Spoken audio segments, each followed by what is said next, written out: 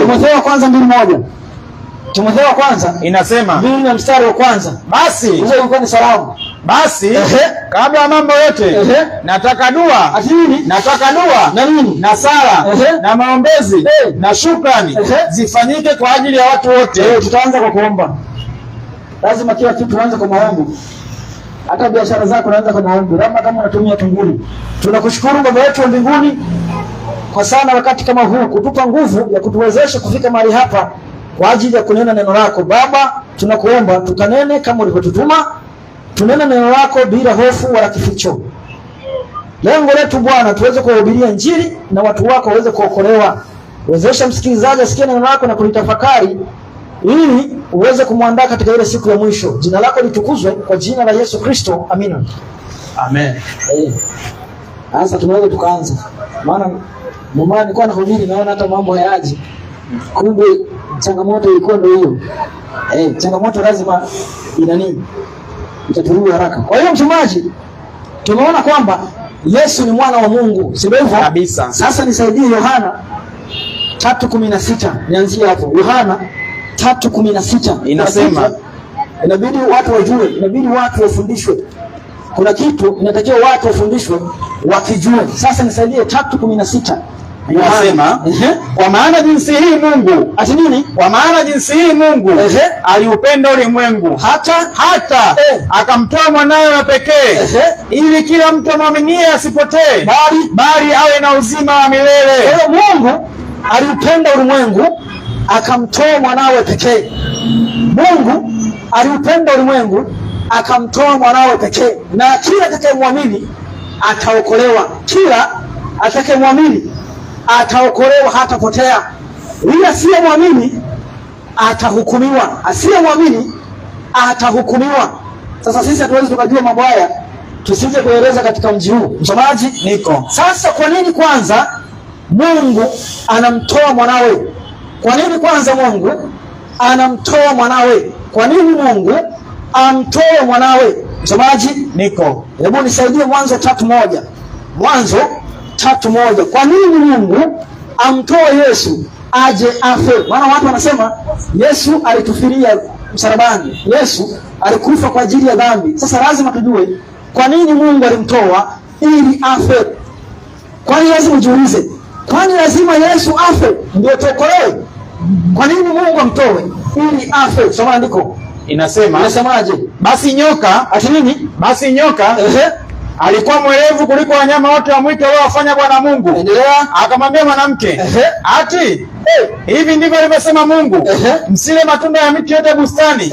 Mwanamke akamwambia nyoka, akamwambiaje? Matunda ya miti yote ya bustani tuweza kula, lakini matunda ya mti ulio katikati ya bustani Mungu amesema msiale, wala msiaguse msije mkafa. Ati nini? Wala msiaguse msije mkafa. Endelea. Nyoka akamwambia mwanamke, akamwambiaje? Hakika hamtakufa. Kwa hiyo Mungu baada ya kumuumba Adam na mkewe aliwaweka katika bustani, akawaambia matunda ya miti yote mwaweza kula, lakini matunda ya mti wa ujuzi wa mema na mabaya msile, na siku mkila hakika mtakufa. Lakini tunaona nyoka anakuja na waambia ya kwamba hamtakufa. Yaani Mungu anaposema usifanye jambo fulani, shetani yeye anakufundisha fanya jambo hilo ambalo Mungu alikataza. Kwa hiyo nyoka sasa akamdanganya Hawa ya kwamba hawatakufa. Hawa naye akala tunda hilo akampelekea mumewe. Kwa hiyo sasa kikawaida sasa kwa sababu Mungu alikuwa ameshatangaza ya kwamba ilitakiwa wafe, maana mshahara wa dhambi ni kifo, mauti. Mshahara wa dhambi ni kifo. Kwa hiyo sasa ilitakiwa wafe. Hebu nisaidia 6:23. Warumi 6:23. Kitabu ni cha Warumi. Kwa hiyo Mungu anamwambia Adamu ya kwamba matunda ya mti wa ujuzi wa mema na mabaya msile, mkila hakika mtakufa. Lakini shetani sasa akafundisha kwamba hamtakufa na ilitakiwa wafe. Sema andiko. Kwa maana mshahara wa dhambi ni mauti. Mshahara wa dhambi ni nini? Mauti. Kwa hiyo sasa mshahara wa dhambi ni mauti, na dhambi ni kuvunja sheria, dhambi ni kutotii maagizo ya Mungu. Mungu anapokuambia fanya jambo fulani, usipofanya, maana yake wewe sasa unatenda dhambi, maana yake umevunja sheria. Kwa Mungu kama Mungu aliwapa sheria Adamu na Hawa ya kwamba matunda ya miti yote waweza kula, ila matunda ya mti wa ujuzi wa mema na mabaya wasile, kwamba wakila hakika watakufa, hakika watakufa. Kwa hiyo sasa ilitakiwa wafe, maana mshahara wa dhambi ni mauti. Unapotenda dhambi sasa inatakiwa ufe. Ukitenda dhambi inatakiwa ufe. Lakini kwa sababu Mungu ni mwingi wa rehema, baada ya wapenda, Mungu alichofanya ikabidi awachinjie mnyama. Kwa hiyo mnyama kabeba mauti badala ya Adamu na Hawa. Nisaidie 3:21 Mwanzo. Kwa hiyo mnyama ndiyo akachinjwa badala ya Adamu na Hawa ambao alitakiwa wafe. Kwa hiyo kifo kikaenda kwa wanyama. Soma andiko. Inasemaje? Bwana Mungu akawafanyia Adamu na mkewe mavazi ya ngozi. Kwa hiyo akawafanyia mavazi ya ngozi. Maana yake wao walikuwa wamejitengenezea mavazi yao. Maana yake Mungu alichinja. Maana yake Mungu alichinja, na ile damu ya wale wanyama ikawa imefunika ile dhambi. Damu ya wanyama ikawa imefunika uovu, na dhambi ikawa inaondolewa kupitia nini? Kupitia damu. Dhambi ikawa inaondolewa kupitia nini? Kupitia damu. Kwa hiyo watu walikuwa kikosa wakimtenda Mungu dhambi iliyopaswa wafe, lakini Mungu kama Mungu akawapa nafasi ya pili ya kwamba wanapotenda uovu lazima wanyama wachinjwe. Wanapochinjwa sasa, ile damu yao inaponyunyuzwa inakuwa mbadala wa kifo chao. Nisaidie Walawi 1:1. Walawi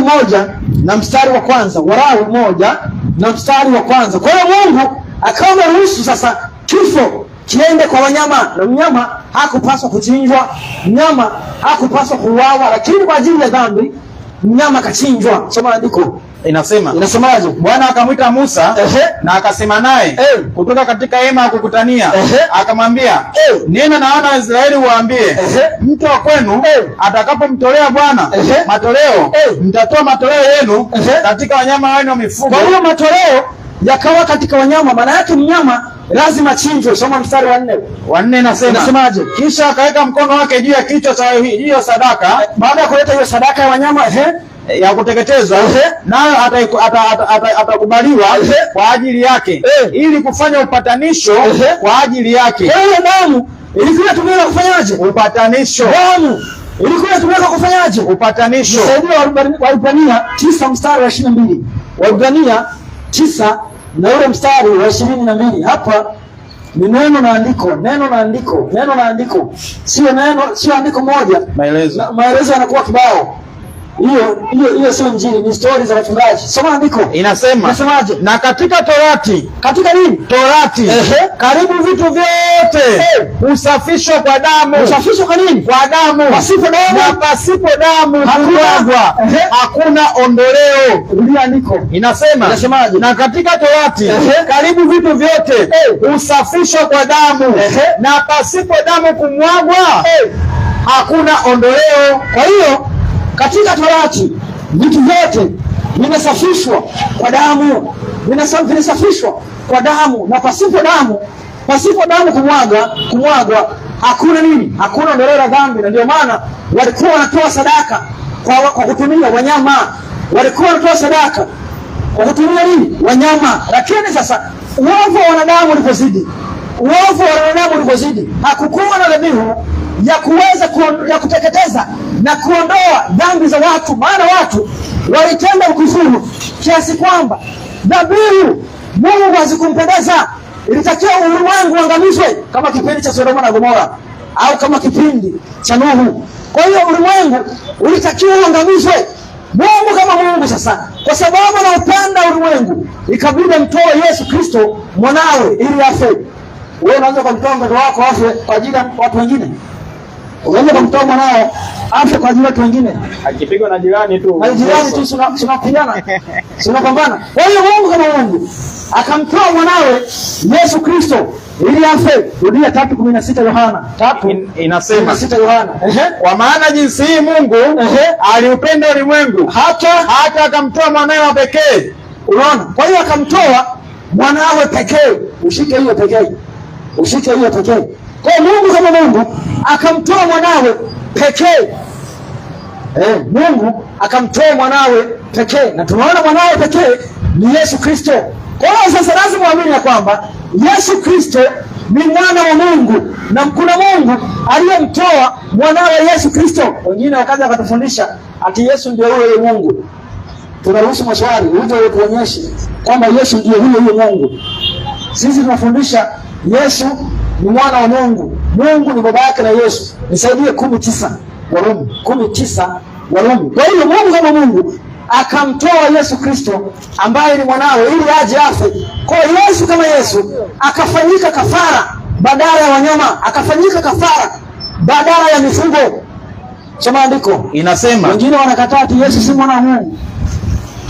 Wengine wanakataa ati Mungu hazai, Mungu hana mwana. Manake wanapinga Mungu kafara aliyoitoa kabisa, adhabu yake.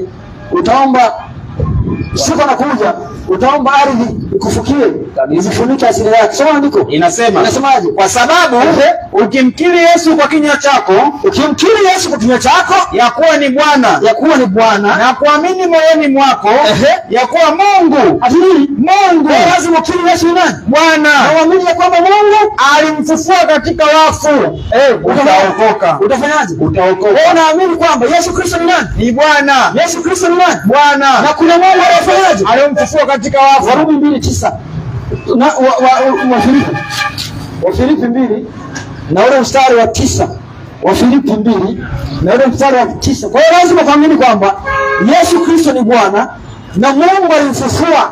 Ukiamini hivyo utaokoka. Usipoamini,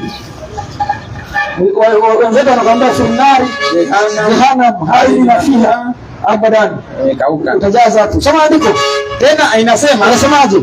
Inasema tena, alipoonekana anaume kama mwanadamu, alijinyenyekeza akawa mtii hata mauti. Naam, mauti ya msalaba.